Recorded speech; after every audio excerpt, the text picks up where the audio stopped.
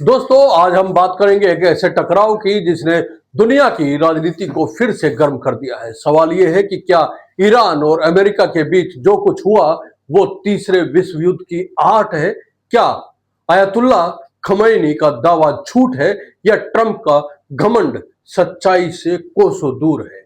क्या अमेरिका ने वाकई ईरान के परमाणु ठिकानों पर हमला किया, और अगर किया तो ईरान की प्रतिक्रिया क्या केवल वीडियो बयान तक सीमित रहेगी या फिर किसी बड़े बदले की भूमिका है?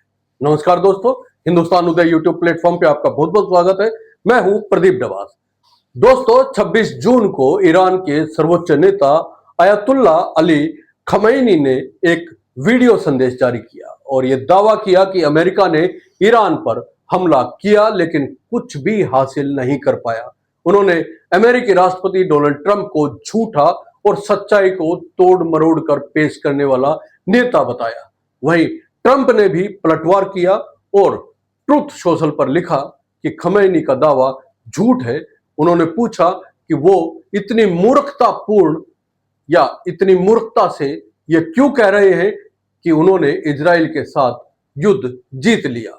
अब सवाल यह है कि आखिर सच्चाई क्या है?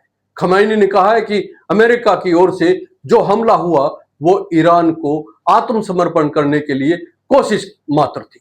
उन्होंने कहा कि ट्रंप का आत्मसमर्पण की मांग करना दरअसल एक अपमानजनक बात है। खमैनी ने चेतावनी दी कि अगर ईरान पर हमला हुआ तो उसका जवाब बेहद कड़ा होगा। उन्होंने कहा कि दुश्मन को भारी कीमत चुकानी पड़ेगी। तो क्या यह एक सीधा संकेत है कि किसी बड़े हमले की तैयारी हो रही है?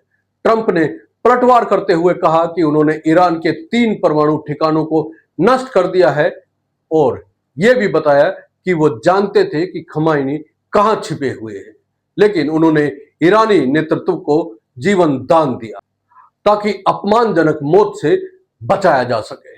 ट्रंप का यह दावा क्या वाकई में सच है? अगर उन्होंने परमाणु ठिकाने तबाह किए होते तो क्या सिर्फ खमैनी का वीडियो मैसेज ही आता? क्या ईरान जैसी सैन्य ताकतवर देश इतने बड़े नुकसान पर चुप रह सकता है? ईरान के विदेश मंत्री ने ट्रंप के बयान पर तीखी प्रतिक्रिया दी है। उन्होंने कहा कि अगर अमेरिका ईरान से कोई समझौता चाहता है तो ट्रंप को ईरान के सर्वोच्च नेता के खिलाफ अपमानजनक भाषा बंद करनी होगी।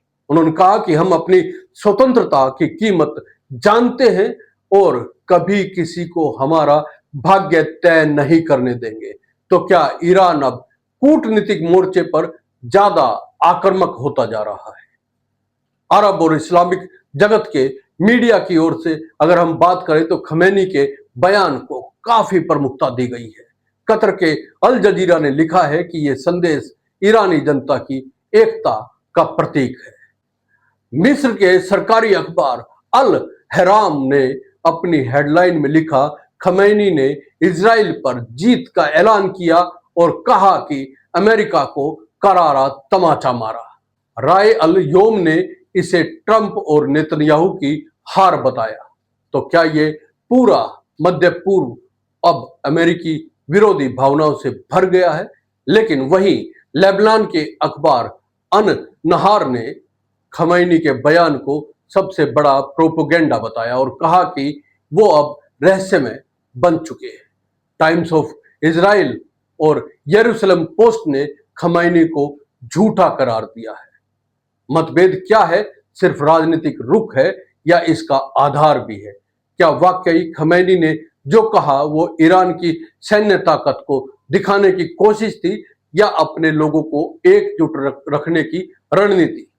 भारत के लिए भी यह टकराव बेहद महत्वपूर्ण है क्योंकि भारत की ऊर्जा जरूरतों का बड़ा हिस्सा ईरान से आता है।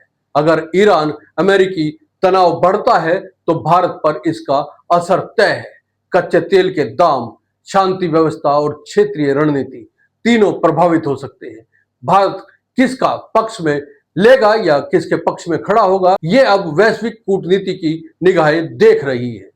अब बात करते हैं इस टकराव के ऐतिहासिक संदर्भ की। अमेरिका और ईरान के रिश्तों की दरार 1979 की ईरान इस्लामिक क्रांति से शुरू हुई, जब शाह को हटाकर खमैनी के नेतृत्व में इस्लामिक शासन आया। इसके बाद अमेरिकी दूतावास पर कब्जा और 444 दिन तक अमेरिकी बंधकों को रखने की घटना, ये दोनों देशों के रिश्तों को हमेशा के लिए बदल गया। 2000 के दशक में जब ईरान ने परमाणु कार्यक्रम को आगे बढ़ाया तो अमेरिका और यूरोपीय देशों ने इस पर प्रतिबंध लगाए। ओबामा प्रशासन के दौरान 2015 में joint comprehensive plan of action यानी कि JCPOA नाम की डील हुई, जिसमें ईरान ने अपने परमाणु कार्यक्रम पर नियंत्रण के बदले प्रतिबंधों में राहत पाई। लेकिन ट्रंप ने आते ही इस डील को रद्द कर दिया और फिर ईरान पर कठोर आर्थिक प्रतिबंध लग गए। सवाल यह है कि क्या ट्रंप ने इस डील को खत्म कर एक नई आग लगाई, जिसकी लपटें अब युद्ध में बदलती हुई दिख रही है। ईरान और इजराइल के रिश्ते पहले से ही बेहद तनावपूर्ण रहे हैं। इजराइल हमेशा ईरान को अपने अस्तित्व के लिए खतरा मानता रहा है। ईरान ने भी कभी इजराइल को मान्यता नहीं दी। इन दोनों के बीच छद्म युद्ध यानी प्रॉक्सी वार लंबे समय से चल रही है। सीरिया, लेबनान और गाजा जैसे इलाकों में ईरान समर्थित संगठनों जैसे हिजबुल्लाह और हमास की मौजूदगी इस टकराव को और बढ़ा देती है। पूरी सिचुएशन में रूस और चीन की भूमिका भी बेहद अहम हो जाती है। रूस जो खुद अमेरिका से टकराव की स्थिति में है, वो ईरान का सैन्य और राजनीतिक समर्थन कर सकता है। वहीं चीन जो बेल्ट एंड रोड इनिशिएटिव के जरिए ईरान में गहरे आर्थिक रिश्ते बना रहा है, वो भी अमेरिका के खिलाफ खड़ा हो सकता है। सवाल है कि अगर ईरान पर सीधा हमला हुआ तो क्या ये टकराव वैश्विक युद्ध में बदल जाएगा? संयुक्त राष्ट्र और यूरोपीय यूनियन इस स्थिति पर नजर बनाए हुए हैं, लेकिन अब तक कोई निर्णायक भूमिका नहीं निभा पाए हैं। संयुक्त राष्ट्र महासचिव ने शांति बनाए रखने की अपील की है, लेकिन क्या सिर्फ अपीलों से सब कुछ बदलने वाला है? अब भारत की स्थिति की बात करें। भारत परंपरागत रूप से ईरान का व्यापारिक और ऊर्जा सहयोगी रहा है। चाबहार बंदरगाह परियोजना इसका उदाहरण है, लेकिन अमेरिका के दबाव में आकर भारत को कई बार ईरान से तेल खरीद कम करनी पड़ी। क्या अब भारत को कोई निर्णायक रुख अपनाना पड़ेगा? अगर यह टकराव युद्ध में बदलता है तो इसका असर केवल मध्य पूर्व तक सीमित नहीं रहेगा। वैश्विक तेल आपूर्ति, आर्थिक अस्थिति और महंगाई की नई लहरें पूरी दुनिया को प्रभावित कर सकती है। भारत जैसे विकासशील देश के लिए यह स्थिति और भी गंभीर हो सकती है। तो दोस्तों, क्या ये टकराव सिर्फ एक बयानबाजी है? क्या वास्तव में तीसरे विश्व युद्ध का ट्रेलर है? क्या खमैनी की चेतावनी खाली धमकियां है या किसी बड़ी कार्रवाई का संकेत? और क्या ट्रंप इसे अपनी चुनावी फायदे के लिए भुना रहे हैं? इस वीडियो के जरिए हम आपको न सिर्फ एक बड़ी अंतर्राष्ट्रीय साजिश और बयानबाजी का विश्लेषण दे रहे हैं, बल्कि ये समझाने या समझने की कोशिश भी कर रहे हैं कि सच्चाई कितनी पेचीदा हो सकती है। इसलिए वीडियो को लाइक करें, कमेंट जरूर करें, अपने विचार लिखें और चैनल को सब्सक्राइब करना ना भूलें। जय हिंद, नमस्कार।